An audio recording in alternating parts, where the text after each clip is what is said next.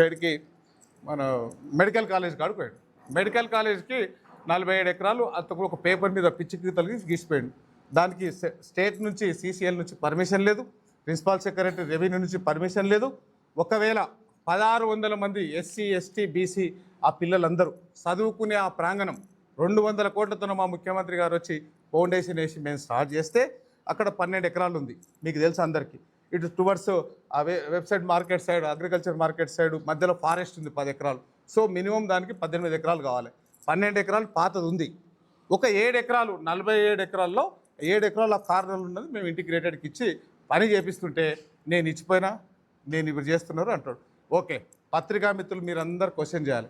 నేను నిరంజన్ రెడ్డి గారు అని ఎవరైతే చెప్పిండో నేను కూడా ఓకే, మెడికల్ కాలేజీకి 7 ఎకరాలు ఎక్కువ ఉండాలి. ఆ 1600 మంది ఈ పిల్లలు బీద పిల్లలు చదువుకునేదాన్ని నువ్వు అడ్డం వస్తున్నావు కదా, నేను ఒక్క స్టెప్ నేనే తగ్గి నేను నీ రూట్లో వస్తా, 7 ఎకరాలు వాపస్ తీసుకుందాం. నీవు ఈ మాట మీద నువ్వు మనిషివి అయితే, అబ్బా అమ్మకు ఉడుతుంటే నువ్వు అసలు మంచివా జంతువా, నీ బ్లడ్లో నీ బాడీలో రక్తం అయితే ఒక పని చేయి. కర్వేన తాండల కర్వేన రిజర్వాయర్లో పోయిన 20 ఎకరాలకు బదులు ఒకరిని తీసుకొచ్చి దొంగ రిజిస్ట్రేషన్ చేసుకున్నావు నువ్వు 20 ఎకరాలు, 200 సర్వే నెంబర్, 55 సర్వే నెంబర్. కర్వేన రిజర్వాయర్లో పోయిన ల్యాండ్కి ఎగనిస్ట్గా ఈడ దొబ్బిండి 20 ఎకరాలు. నేను మాట్లాడిన ఎలక్షన్ల ముందు నువ్వు మనిషివి అయితే ఆ 20 ఎకరాలు ఇంటిగ్రేటెడ్కి, 7 ఎకరాలు నేను మెడికల్కి ఇప్పిస్తా. ఇది ఛాలెంజ్ చేస్తున్నాడు. అది అట్లనే ఆడ పాపం భూమి పుట్టినప్పటి నుంచి చాలామంది STలు SCలు అక్కడ సాగులో ఉండే వాళ్ళందరినీ మెడబట్టి పోలీసులను పెట్టి బయటికి దొబ్బినావు, మంచిదే. 500 ప్లాట్లు అక్కడ ఉన్న రైతులకు ఇచ్చినావు, మంచిదే. ఇంకా 500 ప్లాట్లు అంటే దాదాపు 20 ఎకరాలు. ఆ 20 ఎకరాలు నీ బినామీలకు ఇచ్చినావు. ఆ బినామీలు ఇతను ప్రొసీడింగ్ వాపస్ ఇప్పి అది కూడా మెడికల్ కాలేజ్కి ఇద్దాం. నేనేమన్నా కర్వేణలో పోయిన 20 ఎకరాలు ఇడి తీసుకున్నానా? 500 ప్లాట్లు దొంగ ప్లాట్లు అమ్ముకున్నానా? నేనేమన్నా దాంట్లో ఏళ్ళు పెట్టినా? ఒక చేలు పెట్టినా? నేను కాపల కుక్కలాకుంటే నీ కడుపు ఉబ్బిపోయి మొత్తం పాలు దొంగ పాలు తాగడానికి అలవాటై అవన్నీ బంద్ అయ్యేసరికి పిచ్చి పిచ్చి మాట్లాడుతున్నావు.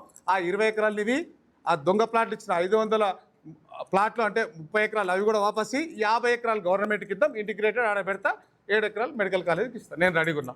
రేపు ప్రెస్ మీట్ పెట్టి చెప్పోదా మెడికల్ కాలేజ్. నీకు దమ్ముంటే రేపరా దీని మీద మాట్లాడాలి. దాంతోపాటు ఇక చాలా ఉన్నాయి. దాంతోపాటు ఈ నేను ఎందుకు చెప్తున్నంటే కొన్ని రండలు దానిలో మళ్ళీ ముఖ్యమంత్రి సోదరులు ఇన్వాల్వ్ చేసాడు. ఫిబ్రవరి సంతల లెటర్ ఆయన్నే రాస్తాడు, రింగ్ రోడ్ పక్కన కావాలని ఆయన్నే అంటాడు. ముఖ్యమంత్రి సోదరులు వచ్చినాడు. దానికి ఏం అన్యాయం అది? ఏం మాటలు? నీవు ఆ 20 ఎకరాలు ఎవరి పేరు మీద చేసినావు, ఏ అడ్వకేట్ మీద చేసినావు, ఎవడు బినామీ అనేది ఇప్పుడు రిజిస్టర్ ఆఫీస్కి కొని తెలుస్తుందిగా. నీవు ఆ నిధులు చెప్పేది అది కూడా దాని దృష్టిలో పెట్టుకున్నాలి. ఈ మినీ ట్యాంకుల పేరు మీద వనపర్తిలో ఎన్ని బిల్లులు తీసుకున్నాడో మీకు తెలుసు. ఆ రండా ఎవడు, ఆ సన్యాసి ఎవడు, ఆ విధవ నా కొడుకు ఎవడు బయటికి రావాలి. దాంతోపాటు కృష్ణానదిలో మేము కంప్లైంట్ ఇచ్చినాం. కృష్ణానది ఒడ్డు మీద 2 ఎకరాలు ఫినిషింగ్ తీసేసి ఈ బుక్ ఉంది, ఇంతకుముందు ప్రెస్ మీట్లో చెప్పిన ఫోటోలతో సహా ఉన్నాయి వాళ్ళ మనసులో. 2 ఎకరాలు నువ్వు కబ్జా చేసిన ఒక విలేజ్ సర్వే చేస్తే ఆ 2 ఎకరాలు వాపస్ తీసుకొని ఫినిషింగ్ లోనే పెట్టించినాం. అది 2 ఎకరాలు అంటే చిన్న అడ్జస్ట్మెంట్ అంట. నెక్స్ట్ డే వాళ్ళ మనుషులతో పెట్టించు. 2 ఎకరాల అడ్జస్ట్మెంటా? ఇటు 20 గజాలు లేక ఇంట్లో అయిపోయినాయి వనపడతారా? దానికి సమాధానం చెప్పాలి. దాంతోపాటు అక్కడ 90 లక్షలు ఆయన ఇంట్లో దత్తపుత్రుడి మీద సబ్సిడీలు తీసుకున్నారు. నేను ఎమ్మెల్యే అయిన నెక్స్ట్ డే నెల రోజుల డీడీలు వాపస్ కట్టాడు. ఇక్కడ కక్కిస్తామని వాపస్ కట్టాడు. దానికి సమాధానం చెప్పాలి. వీరాపల్లిలో వేరుశనగ పరిశోధన కోసం నేను పనిచేస్తే బిల్లు దొబ్బినావు. అది ఎలక్షన్ల ముందు నేను ఎంపీలతో సహా చెప్పిన, దానికి సమాధానం చెప్పాలి. దాంతోపాటు వనపర్తిలో తెలంగాణ రాష్ట్రంలో ఆయన అగ్రికల్చర్ మంత్రి ఉన్నప్పుడు తెలంగాణ రాష్ట్రంలో యువకులందరూ అమాలి పని చేస్తున్నారంటే స్టేట్ లెవెల్ మొత్తం ఉద్యమం చేసి బిడ్డ నువ్వు బయటికి వెళ్ళాలంటే వాళ్ళందరికీ క్షమాపణ చెప్పిన రండా ఎవడు, క్షమాపణ చెప్పిన విధవా ఎవడు, దానికి సమాధానం చెప్పాలి.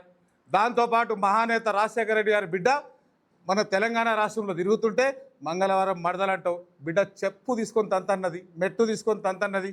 దానికి సిగ్గు తలతో సిగ్గు ఉంచుకునే చచ్చిపోవాలి, ఊరేసుకుని చచ్చిపోవాల్సి దానికి ఏ రండా సమాధానం చెప్తాడు.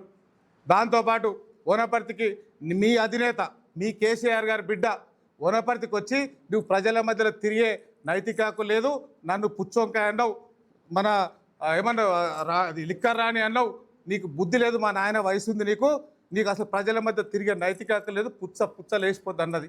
చూడండి అమ్మ ఈ జీవితం ఎందుకని ఊరేసుకొని చచ్చిపోవాలి, ఆ రండా ఎవడు? ఇవన్నీ ఆన్సర్ చెప్పాలి.